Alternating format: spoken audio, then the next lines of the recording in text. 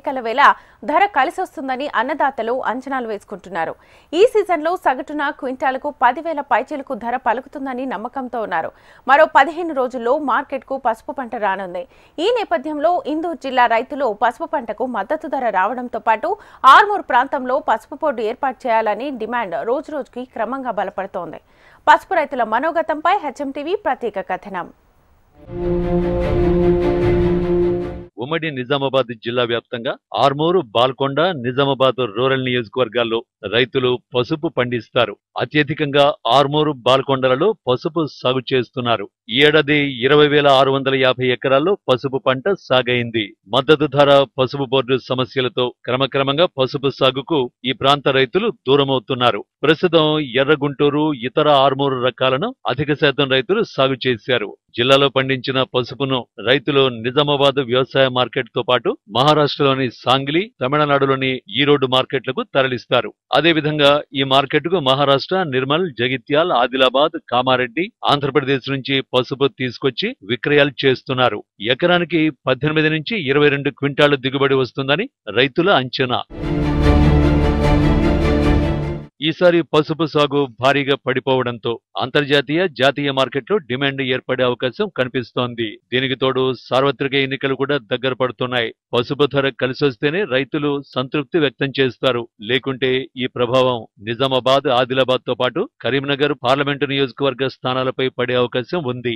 గత పార్లమెంటు ఎన్నికలు పసుపు బోర్డు అంశంగానే జరిగాయి. గత ఎన్నికలలో పసుపు రైతులు అత్యధికంగా నామినేషన్లు దాఖలు చేయడం దేశవ్యాప్తంగా చర్చకు దారితీసింది. గత ఏడాది పసుపు క్వింటాలకు 7,500 సగటున మద్దతు ధర పలికింది. ఈసారి సాగు విస్తీర్ణం పడిపోయిన దృష్ట్యా 10,000 నుంచి 12,000 రూపాయల వరకు పలికే అవకాశం ఉందని రైతులు భావిస్తున్నారు.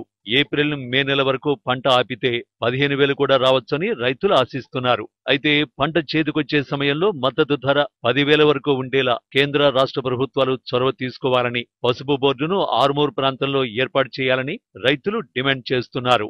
నేను ఒక పసుపు రైతును. ప్రతి సంవత్సరం 3 ఎకరాల పసుపు పండిస్తాను. ప్రతి సంవత్సరంలాగే ఈ సంవత్సరం కూడా 3 ఎకరాల పసుపు వేశాను. కానీ కాకపోతే ఒక 2 నెలల క్రితం గౌరవనీయులు శ్రీ ప్రధానమంత్రి నరేంద్ర మోడీ గారు మన దగ్గర పసుపు బోర్డు ఏర్పాటు చేస్తామని ఏర్పాటు ప్రక్రియ స్టార్ట్ చేస్తున్నామని చెప్పిండు. కానీ ఇప్పటికీ 2 నెలలు అయిపోతుంది. అసెంబ్లీ ఎన్నికలు అయిపోయింది, లోక్సభ ఎన్నికలు కూడా దగ్గర కావస్తుంది. కానీ ఇప్పటికీ ఈ పసుపు బోర్డు ఎక్కడ పెడుతున్నది ఇప్పటికి కూడా మనకు ఏం అవగాహన లేకుండా చేస్తున్నారు. ఇక లోక్సభ ఎన్నికలు రాకముందైనా కూడా మాకు దగ్గరగా ఆర్మూరు డివిజన్ ఉంది. ఆర్మూర్ డివిజన్లోని మాకు పసుపు బోర్డును ఏర్పాటు చేయాలా. ఈ పంట విస్తీర్ణం పడిపోయిందని గ్రహించిన వ్యాపారులు ధర ఎలాగైనా పెరుగుతుందనే ఉద్దేశంతో నిల్వ ఉంచిన పసుపును విక్రయించేందుకు ఆసక్తి చూపడం లేదని తెలుస్తోంది. పక్క రాష్ట్రాల్లో పసుపు రైతులకు ఇచ్చినట్లు క్వింటాలకు 3,000 రూపాయల బోనస్ ఇవ్వాలని రైతులు కోరుతున్నారు. పసుపు బోర్డు అని చెప్పారు. పసుపు బోర్డు ఎక్కడన్నది ఏర్పడతలేదు. మాకు ఆర్మూర్ ప్రాంతాలు పెట్టాలా.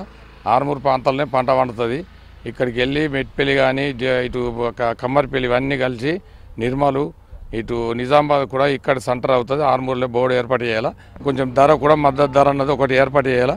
ధర మాకు రైతులకు ఎట్లా ఉన్నది, ఎప్పుడు ఎంత రేటు పోయేది ఏర్పడతలేదు. ఒక మద్దతు ధర అనేది ఏర్పాటు చేయాలా. ఇంతకు మొదలు ధరలు ఇప్పుడు మాకు చాలా ఉంటుండే. ఇప్పుడు మేము పరిస్థితి 10 ఎకరాలు పెట్టి వాళ్ళము 5 ఎకరాలు కూడా పెట్టిన పరిస్థితి ఏర్పడ్డది. ఇంకా వచ్చే సంవత్సరము 2 ఎకరాలు పెట్టిన పరిస్థితి ఏర్పడుతున్నది.